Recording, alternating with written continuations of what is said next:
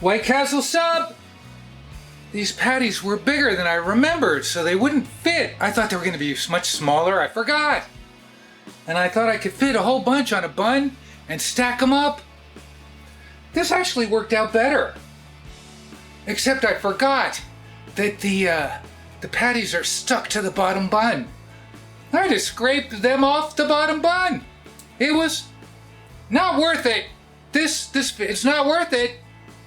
But we have 9 patties on this sub. I'm just saying. Oh.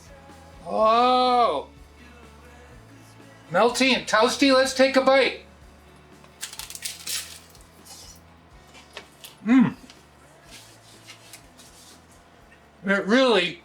This is Cuban bread.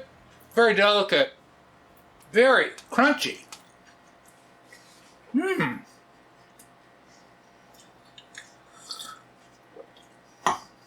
Oh, that's good. That's good. Oh. Good Friday. Thank you for Thanks for joining me for this giant White Castle sub sandwich. This is one big sub sandwich, all melty.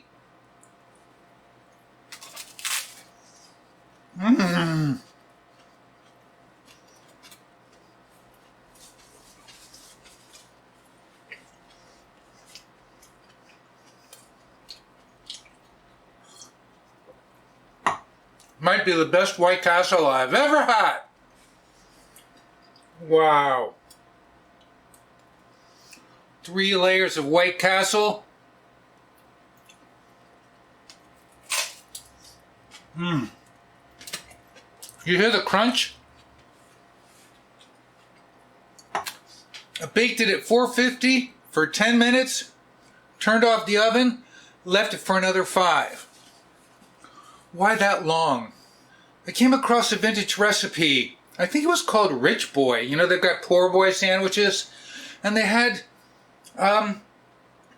lunch meat on these little rolls with cheese. You wrapped them in aluminum foil and you baked them at 450 for 20 minutes. Once I got the bread off the patties, I put them in the fridge. So they were still a little cold.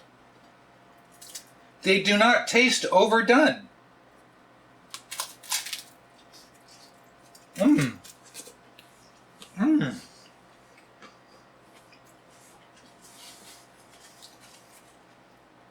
That's like 2 servings.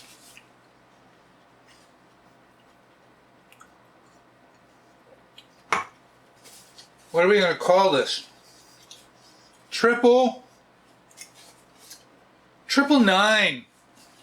9 patties, 3 layers. This is our White Castle 999.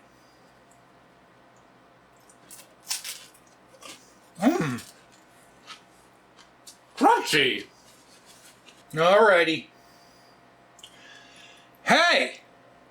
Thanks for joining me this Friday for a White Castle sub sandwich. Ooh. You know what I'm going to say? What am I going to say?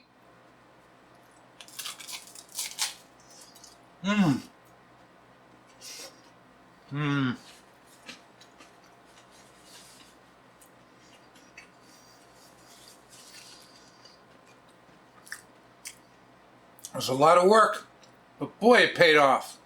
Thanks for watching. Go!